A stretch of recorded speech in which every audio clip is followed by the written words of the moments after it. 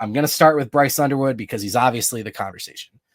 In that same note, this hasn't been a short-term thing. I think a lot of people, because of what Dave Portnoy said, and then the way the Underwood smoke kind of started to come out, Josh, you and I have talked about, we were hearing stuff for like 6 weeks. Michigan was talking to him longer than that. This isn't Dave Portnoy said something and then all of a sudden Michigan threw money at Underwood and now he's interested. That's not what's happening, okay? It's been going on for a while, right? Michigan has their vision for him and what the offense can or could be. And I think that honestly is the biggest hurdle. Bryce wants to know he's going to go somewhere where his skills are going to be taken advantage. This dude wants to win a Heisman. He wants to win national championships. He wants to be the number 1 draft pick, whatever. Right. Yeah. So,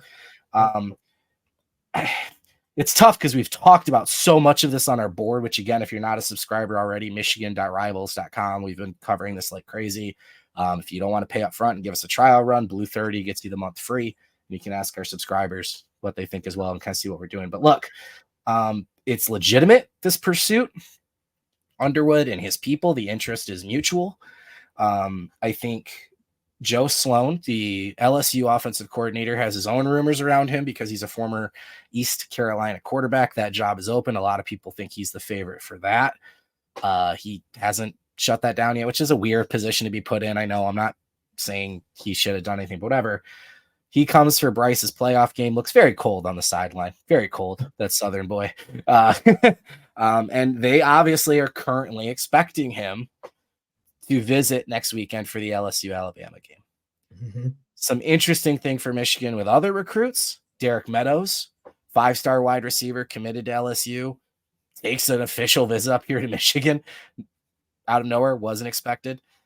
Call me crazy. I don't think he does that without the Bryce flip potential, right? Like Michigan was already out of it when it was down to LSU, Notre Dame, Bama, right? And he's supposed to go to Notre Dame next week, not be at the LSU game. And then Elijah Dotson, who we'll get to as well, but Bryce's teammate, arguably his best friend at Belleville, Michigan ramped up the pursuit of him, back-to-back visits from him. We have not seen Underwood on the sideline, despite what some tweets have told you. That was not Bryce Underwood in that picture. We know he's been on campus. We know he's been around, but a lot of things are happening behind the scenes. I guess, Josh, I don't know where we're at with this. I don't know if it's about predictions or confidence levels or what. I mean, maybe we need to frame this with the context of Carter Smith decommitting as well. I don't know, but I guess just where's your head at right now with, I think there's a void of information. And anytime that happens, people are desperate for that void to be filled. And I just don't know if you can fill it yet. Yeah. I mean, you can't fill a void because this isn't a daily thing. This isn't like a daily movement. Hell, I don't think this is even a weekly thing. I think there obviously is plenty of things discussed behind the scene. And I both know you and I get tons of stuff during the week about, what people are hearing and or thinking. If we were to believe that, just the sole stuff of what we've heard that may or may not even be true, you would believe that, Underwood is already committed. Yeah, he's already committed. It's already done. He's just waiting to flip.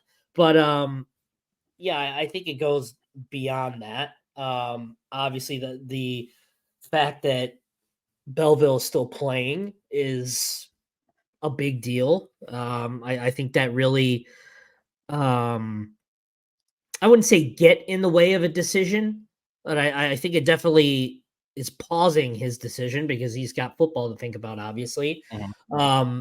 The LSU visit this weekend is a big visit. Let's just call it what it is. It's a big visit coming up. Do I think that's the end all be all of the pursuit for Bryce if he makes that visit? No, I don't.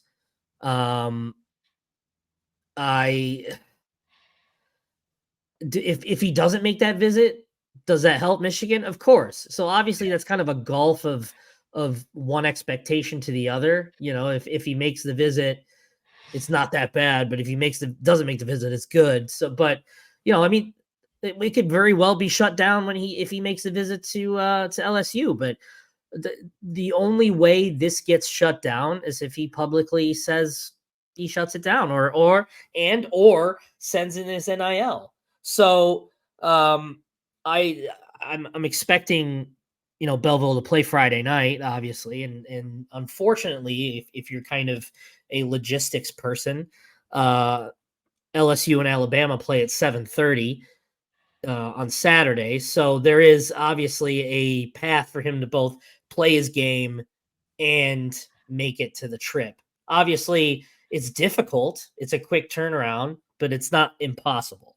Recruits do it all the time. So, yeah. So, I mean, if he makes the trip, I think my confidence takes a hit for sure. But I'm not ready to pack it in and call it a day. But again, it's one of these things where it's just like nothing is going to change on a daily basis. It's just kind of this slow momentum build where eventually it's going to the point where it's going to get announced. I mean, is Michigan? I don't want to say Michigan. Are people kind of pressuring him to maybe make a decision earlier? Yes, that is happening. I do know the family really likes Chiron. Chiron and Sean McGee, their GM. I'll say both have done a really, really good job getting this. It's taken some time. This has been like we got to remember this goes back to when Matt Weiss was still here and the Underwoods stopped talking to Michigan. Yes. Right. It's like it was done. And Kirk got them kind of close and brought it back in before he ultimately committed to LSU. But yeah, this is years in the making. So like this idea that they just like knocked on the door and said, hey, we got this offer. And oh, now we're interested. That's not how this works, man. Yeah.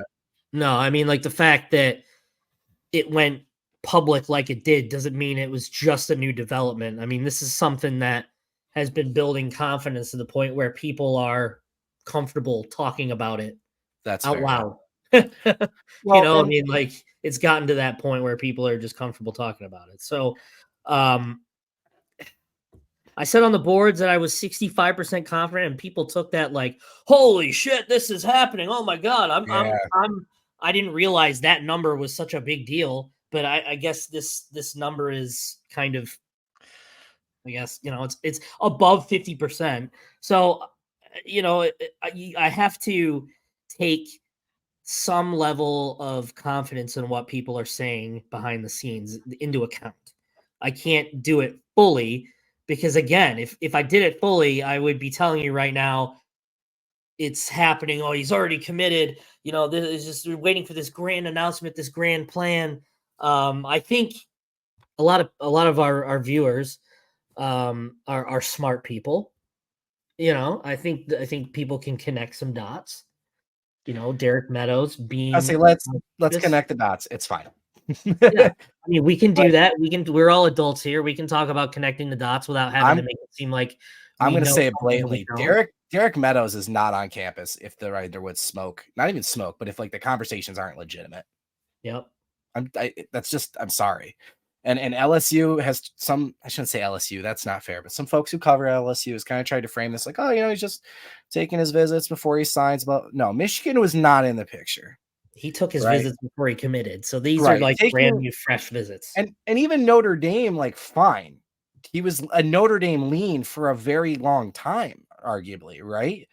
Like, this is clearly him at least exploring the possibility of following Bryce, right? And obviously his visit went well as well. We'll see what goes on with Notre Dame. I think he's not flipping if Bryce doesn't. Right. You want my official position on this?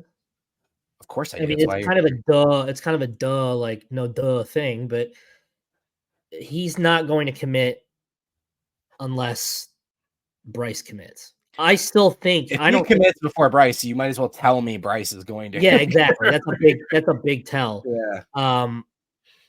I think he sticks with LSU if Bryce sticks, and I think a lot of his decision to visit elsewhere is due to the fact because there's a lot of unknowns about Underwood already, and yeah, they talk behind the scenes and stuff. It's not like these guys are completely blindsided, but there is some sort of like concern level for protecting your own.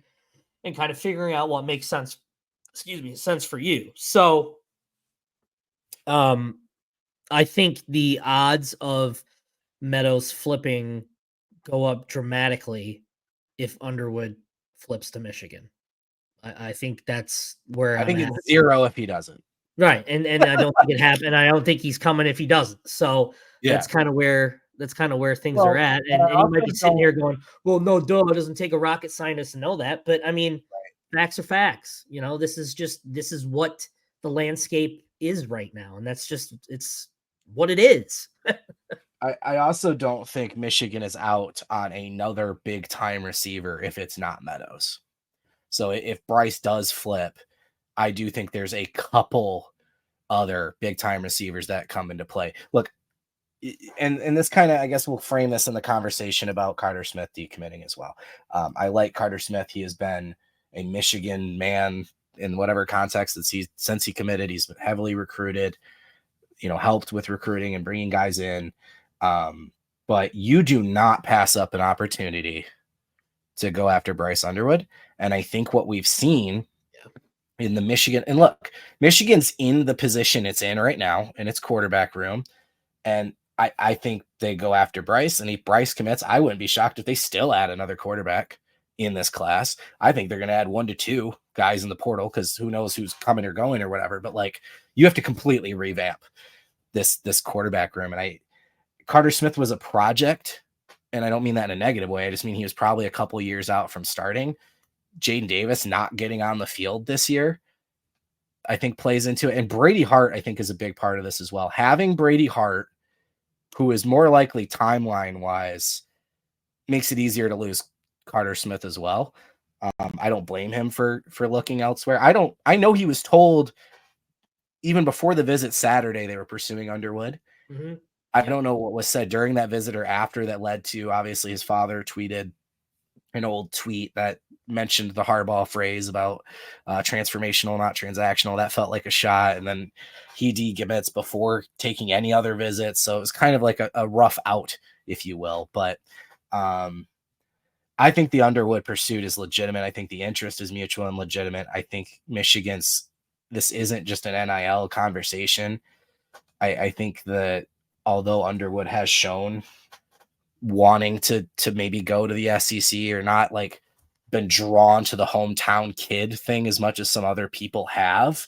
I think that angle is there. I think you're able to tell him, look, the starting quarterback at Michigan from Detroit, dude, you know what I mean? Not just the NIL we're talking now, but the future that exists there. But also, again, you got to be selling him on a willingness. I knew what you meant. You're average train. You're good. On a willingness to adapt this offense to him. And I think Moore wants to do that. I believe he 100% means what he's telling these guys. And that was evident from what you got in Andrew Marsh commitment earlier. I think the Babaloa commitment is obviously a big deal. And the guys that could potentially come, again, the doors that open here with Bryce. Look, my number I gave was even higher than yours. Right. And I kind of had a similar reaction where I was like, oh, I guess I didn't know what that meant. I'm not saying it's permanent. The LSU visit could change how I feel. Right. Things we hear in the next couple days could change how I feel. But I think today it's more likely than not Bryce Underwood will flip to Michigan. And I don't think you're going to see a decommit in another week or two of pursuit. I think it's going to be the same button, just like we saw with Shamari Earls, where it's thanks, Georgia, Michigan, all in one breath, if you will. And that's another position, man, where you see Michigan has changed the recruiting game, right? Shamari Earls flips. Grayson Littleton had to decommit from Clemson because they're kind of old school still and like don't let you take visits. So he came up to Michigan. He was here. I would guess, I mean, I'll let you say how you want to say it, but that feels like that's going to be Michigan sooner rather than later. Alex Graham has come back up as well. Now he's at Cass Tech, was at IMG for a little bit. His pursuit's been interesting. We'll call it that. And then Nathaniel Owusu Boateng as well. I know I just threw a lot of names at you. I don't know why I did it that way. Probably because we're already at an hour, but I did talk to somebody close to him tonight. I'm hoping to get more information. But all these guys I just named, Michigan's in the driver's seat at this point. Like there's a chance for a big finish. And I think what they did this weekend that was so important is I feel like they put a few clicks together, right? You had Underwood. I mentioned Elijah Dotson. That's another guy, probably Michigan sooner rather than later. His pursuit did not pick up until the Underwood thing did. I think that's an obvious dot connector. But anyway, I think you took this little Underwood click of Meadows, Dotson, Underwood. I think you took these defensive flip candidates like Earls and Littleton and put them together in a guy like Owusu Boateng. And now you just have this one big group of dudes that are now and Brady Hart and some of the 26 guys as well. Mm-hmm. You know, we had reporting from, was it Greg on Brady Hart? Oh, John. Okay. John Garcia. Yeah. John Garcia. That not only is Brady Hart know about the Underwood pursuit, he hopes he comes to Michigan. Yeah, he's all in on it. He thinks the QB room will be better. He thinks he will make him better. He'd love for Bryce Underwood to be at Michigan. Yep. And he was arguably one of the top recruiters this weekend, right? Yep. So now Michigan's talking about, look, whoever you're recruiting on offense, these are our QBs for the future. Here's who you're going to play with. Like, oh, it's just the plan's coming together, if you will. So anyway, like I said, I just threw everything at you because we're getting late, so we can just kind of see where the conversation goes or people ask questions. But Aaron just asked, top 10 class, what are the odds? Oh, good. I mean, yeah, good. Yeah, good. I mean, a couple of bounces will have to go Michigan's way, but you know, all of those names right there that are flip candidates or commitment candidates, that'll put you right there. I mean, that's, you know, you're talking multiple 5 stars, some high 4 stars. Shamari Earls is going to get his 4th star on Rivals. For the love of God, people, stop being up my ass about it. It's getting done. Yeah, I know. It's an oversight. Underrated, yeah. I know. For the love of God. It's getting fixed. I've sent messages. It's getting to be addressed. Anyway, yeah, I don't even know where to start. We didn't even mention Elijah Dotson. I mentioned him like 3 times, but you're good. Did you? Oh, I just got lost with those amount of names that you threw. I didn't expect me to know all of them. You know, remember what you were talking about. No, look, I think I'm supremely confident that Grayson Littleton ends up at Michigan. The only thing I'm kind of looking at is time-wise. I know Texas was getting in on him before the weekend. No visit date was set up, so I'm kind of curious if that Texas visit happens at all. You know, obviously, if he commits, I don't think that Texas visit is happening. But heading into the weekend, people were confident. Heading out of the weekend, people are even more confident that this thing gets done. So, dude, if you keep Taylor and you have Jaden Sanders and you have Winston and you add Littleton and you that's secondary. Lamar Morgan's gonna finish one of the top recruiters in the country. Yeah, that's an insane DB hole, and they need it too because they're gonna lose Will Johnson. Mm-hmm. Who knows what Rod Moore is gonna do? McCarty Page, obviously. So, yeah. So, look, who are the other names that we mentioned? Oh, Jamar Browder too is another one that I think Michigan did not mention him. You're right. Yeah. That's another name that I'm expecting to flip here relatively soon, I'd imagine. I mean, I'm surprised he didn't even flip coming out of that unofficial visit he made earlier in the year. He's just a kid that kind of just had a really low key first recruitment process, got offered by North Carolina State, liked it enough and committed. Now, you know, that was a good idea by Michigan to get that one, and that one's going to get over the finish line.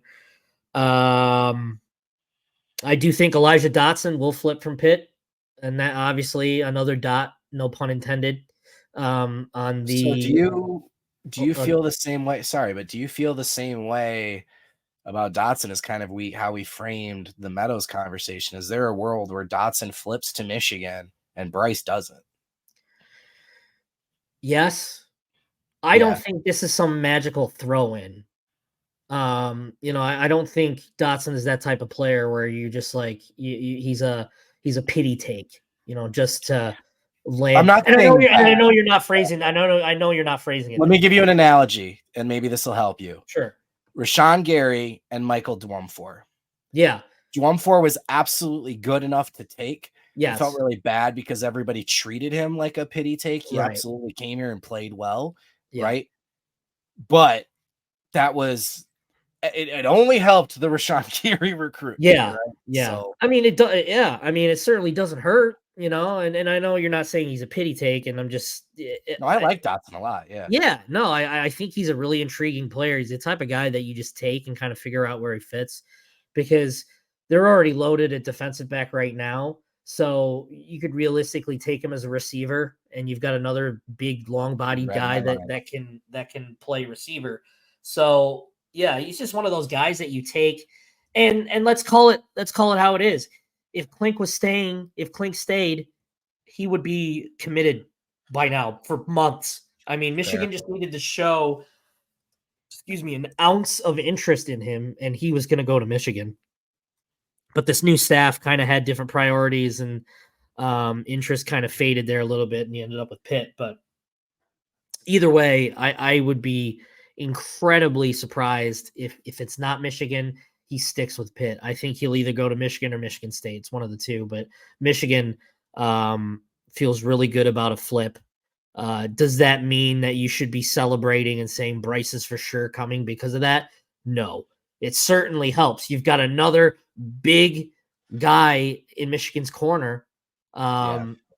at Belleville that is pro Michigan, that in a program that desperately needs pro Michigan people. So there's obviously other factors there as well. So yeah, it's a good it's a good get for Michigan too, because you get this intriguing athlete that can play Yeah. defensive back or receiver, even a They're safety. they're not the same style player, but like I remember when Michigan took Mike Sainer still, Yeah, and it was like we don't know what he is. It's like, well, and I know Jim Harbaugh, if it was corny or whatever, but he was right a lot. He's a football player, yep, right? Dotson is literally, whether it's receiver, whether it's corner, whether it's contributing to special teams right away, like it feels like he's gonna find a niche or he's gonna do whatever you ask him to do. Like right, that's the right, kind of player he feels like, exactly. and you take that, right? Yeah, no, and I'm trying to think of other names that we were talking about. Cameron White is another kid that Michigan really likes. He's a 3-star linebacker. He was committed to UCF earlier in the week, but they fired their defensive coordinator. He decommitted and then quickly scheduled a visit to Michigan. So there is a possibility there where he could take some other visits elsewhere and announce for Michigan later. But I don't know if what he does is contingent on what Owusu Boateng does, but Owusu Boateng is a take no matter what, obviously. But I Yeah. don't know if that impacts their linebacker numbers fully. But look, folks, Michigan is right in it for Owusu Boateng. I mean, they're right there. I think they nailed it this weekend. Yeah, I I know he tends to be very pro whoever when he goes on a visit. Like that's, and you and I have talked about like, oh, we had a great visit. Has anybody ever come out and said, "Oh my god, my visit yeah, was awful"? yeah, Yes, right, but it's exceptionally rare. Like you're right, being wooed, whatever. But this was a big deal. This was his family was there, his coach was there, right? This was a big deal, and they really got into the finer details and kind of the brass tacks. And I think coming out of this one, you're not seeing the graphics, you're not seeing the what do you fans think? Like you're not seeing that. This is decision time now, and it's a more serious like. No, yep, I could see myself here, right? And yep, and he's the guy that I think cares very much about who he plays with too, and that's why I think having the people you had was a big deal. And look, Boateng is massive for this class. It's massive specifically for Brian Jean-Marie. I think he needs that win. yep. It's massive potentially for next year. Boateng could play next year. You Oh might yeah, need him to, but he's good enough to play next year. But when you start looking at this class, it's like, wait a minute. It's a really good mix of, hey, I've got depth guys. I've got guys that I could hit on, those diamonds in the rough that I like and whatever. But what's changed with more is I'm getting elite guys at all the positions that matter. right? If I'm closing the way I think I'm potentially closing as Michigan, I mean, this is fantasy world stuff potentially when you start listing everybody off. But if you get your Underwood and you have your 2 running backs, Jasper Parker was an absolute steal. Yep. Getting Jasper Parker when they did. What a senior year he's had. Awesome, right? And if you said Donovan Johnson earlier, didn't you? You should have said Jordan Davison. That's what tripped me up. They did get Donovan Johnson. I didn't mention Donovan Johnson. But yeah, I don't remember when you said it. You said it for IMG something. kid. The IMG thing. Yeah, that's what it was. But anyway, if he gets back to anywhere near what he used to be, and you have Andrew Marsh and you add another big star receiver, I hope you can hold on to Olish, but honestly, he's probably like, that room's so loaded. I hope he comes, but that one doesn't bother me terribly. You have Babaloa, you have your left tackle, you've got Jalen Williams and some guys up front. You've got 2 top 100 corners potentially. You've got your safeties. You go get that linebacker to be the QB of the defense. Mm-hmm. Man, he is such a massive get.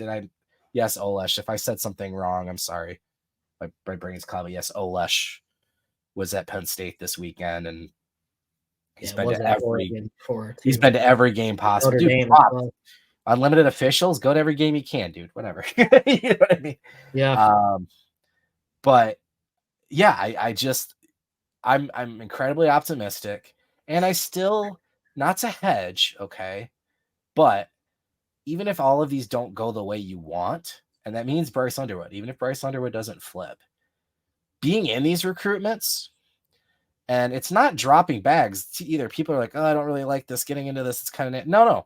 What changed at Michigan, even from Ward down, the house case, man, this stuff is legit now. There's more clear path here, right? And the revenue share in Michigan has a potential to be able to offer the great education, the network, the massive history football program, everything, plus fair, adequate, legitimate NIL, right?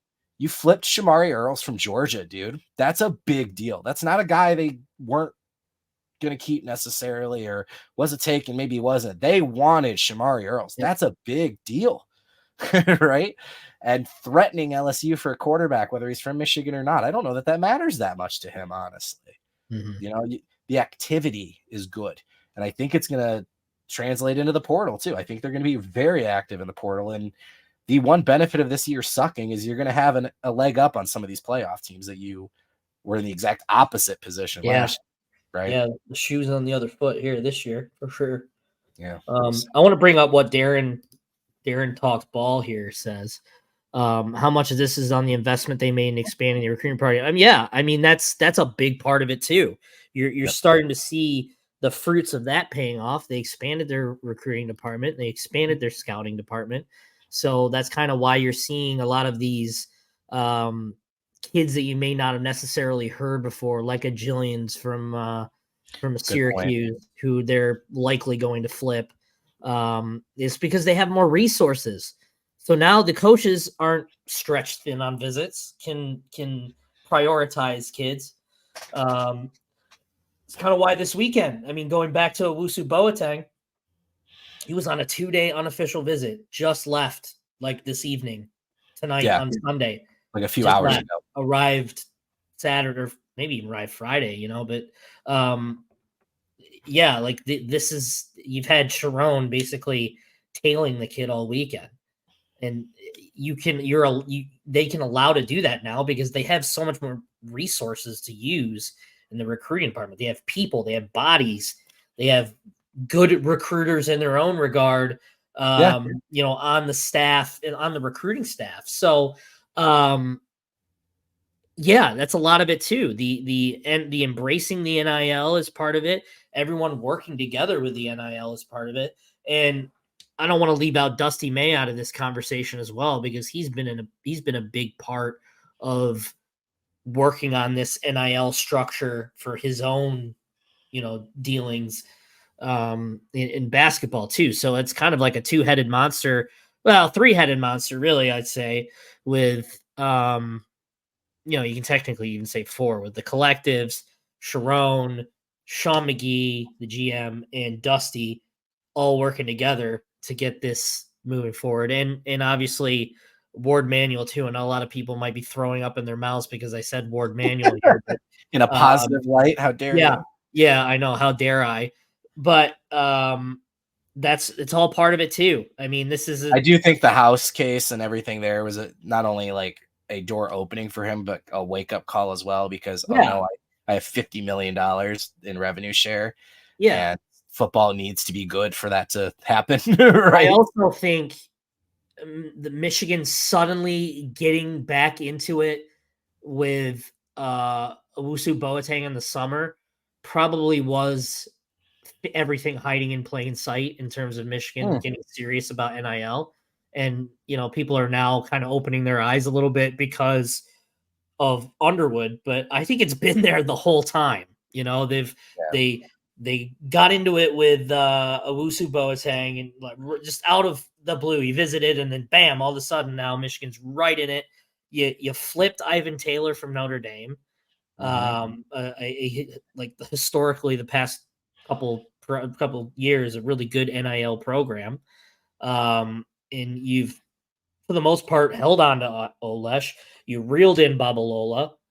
I think the NIL improvements were kind of hiding in plain sight where people were complaining about it, but realistically, behind closed doors, major progress is being made. And now look at with Bryce, it's just kind of putting a nice little neat bow on it, saying, hey, we've got everyone working together towards one goal now. We're not, fractured in whatever. Everyone's kind of synced in being in sync with what they need to do to be successful, to maintain success, and to bring in talent.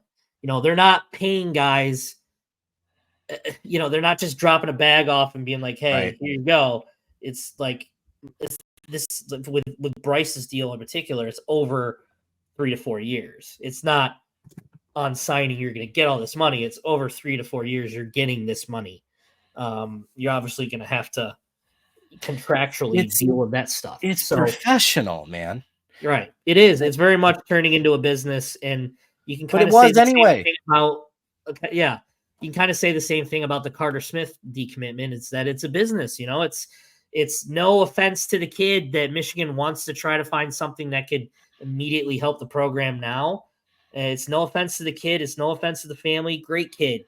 I've got nothing bad to say about him, but it's a business. I heard it both too. sides. It's a business for the coaching staff to keep their job because they want to be good. They want to win so they can keep their job and make more money. And these kids want to make money and, make the best decisions for their own professional goals beyond the collegiate game. So, it is very much a business. It's unfortunate that college athletics has turned into this, but without the NCAA and without any sort of structure, this is what you're getting. And now you're retroactively getting structure. The toothpaste is way out of the tube at this point. There's no putting it back. There's no going back. I think personally, I think Michigan played it right. I think Michigan played this whole NIL thing the right way. Maybe did it sacrifice the short term? Excuse me. Yes, I do. I'm just losing my voice now. I just lost my voice. Literally? Go ahead, Trevor. Yep. I just lost my voice. I don't think I've ever seen that happen to somebody. Well, I've been sick all week, and now I've lost my voice. That is crazy. That's unbelievable. Yeah. I don't completely disagree with you about like the unfortunate piece of this, but there is another angle of this, which is schools and everyone else has been making millions and billions of dollars off of these players, and them getting a fair piece of it, I don't have a problem with. And their schools have been paying kids since the 80s. I prefer that it's out front at this point and more legitimate. And I think people will be less taken advantage of as well. And I think that's a big part of what changed for Michigan too. I know everybody scoffed at the Altius thing and bringing in the NIL GM, but it's nice to be able to say, if you're Chiron Moore or a quarterback coach or whatever else, like, here's the expert, right? Like that's part of the reason the pitch is better too. You just have people that are coordinating these businesses and these relationships. You're finding people that can benefit from having a relationship with these players and vice versa. It's just people connecting and not asking football coaches to be finance managers, right? And letting the collective, now supported by the university, do their thing within their lanes that is beneficial to the university and within it. And we know people were coming to Ward for a bit saying, hey, I want to help at this NIL thing, but I don't know how. Right now we have clear answers for that. Like a lot of those pieces being put in place too. And in terms of what you just said, you said it a couple times, maybe split up, but Sean McGee, the having a general manager in terms of the roster who can adapt probably to what's been happening this season and now change the team's pursuit in terms of recruits in the portal, right? That's a big deal. And I think Michigan, and again, props to Moore. That's what he said he was going to do. And those are the pieces he needed to put in place. And I think some people have asked me, do you think maybe he was doing too much work on that? And that's part of the negative of what's happened on the field. I don't know. And I'm not going to guess on that because I don't know what Moore does with all of his time. But I could see that being potential. And I'm fine with that, honestly. Right. And I do think, fair or not, and I was one of these people. I mean, I'm not trying to blame others, but looking back, the continuity thing and what we were asking of him was not fair. Like no other head coach gets that, right? Hey, be just like the other guy, the one taking your coaches away from you. Right. And I know he still has a good relationship with Jim, and I don't blame Jim for doing what he did. I don't have a problem with anybody, but I think in a weird way, this year not going as planned on the field has allowed Chiron Moore now to be Chiron Moore. And he earned this job, whether some people don't think he did. He earned this job. And if he fails and doesn't succeed and is let go, I will actually feel better now because it'll be because of him. It won't be because he didn't get to be Jim Harbaugh. Right? I think that's the one good thing is now this gets to be his program and the way he wants to do it. And you can still keep, some of the good culture pieces and things like that, but I don't think he has to pretend to be anybody else anymore. And again, no more excuses, right? Wonder how many times he's tried to interesting. I think this is a really interesting. Really fast. I got my voice back finally. Hey, my voice. I think this is a really interesting question. Obviously, this is speculation, and it's not like it's a speculative answer, and we'll have to give speculative answers in return. But I think that's also a possibility too, that Harbaugh was a bit stubborn. Well, not possible. I know for a fact Harbaugh was a bit stubborn with NIL, but I think he wanted his players to get paid, but that doesn't mean he wanted to go have the conversations in the cigar rooms and that kind of stuff. Absolutely. Yes. So let me put it this way. Chiron is willing to, I guess, shake hands, hug babies, take photos he's willing to do the dirty work to get the money. Whereas and this is not to say that Harbaugh is lazy or anything like that. I think Harbaugh it was very clear that he kind of just didn't want to do the crap work, the support, the go to these events and all this kind of stuff to drum up money. And that's fine. I mean, hey, look, he did it his way, and guess what? Michigan won a national championship. I'm not dogging that at all. His way was very, very successful, and that's totally fine. But the landscape of college football changed so much. But Chiron Moore is not Jim Harbaugh, and Chiron Moore has got to do it his own way. And he identified a route where, hey, I can drum up more NIL support here, and I can get things kind of more in sync in terms of NIL support by doing this and going into the weeds, doing the dirty work. And that goes with the recruiting department too. I mean, Michigan's recruiting department under Jim Harbaugh wasn't exactly the most organized and heavily manned department as it could have been. Now look what happens. The violations. Well, the violations are indeed part of it. Yes, that's part of it. But yeah, if we're being honest, there was a lot of things that Chiron, I think, I would say had to do this offseason that he won't have to do this offseason. That's a good point. He won't have to work hard to build up a whole new department. He doesn't have to, build out his support staff with the Sean McGee and everyone else surrounding that. He doesn't have to work overtime to drum up the NIL support. Everyone's swimming in the same lane and in the same direction. He doesn't have to worry about that part now. I mean, he's got the areas where, he'll go and be like, hey, I need such and such, that he can do that now. Now he can focus on keeping his players, and adding talent out of the portal and assessing his coaching staff.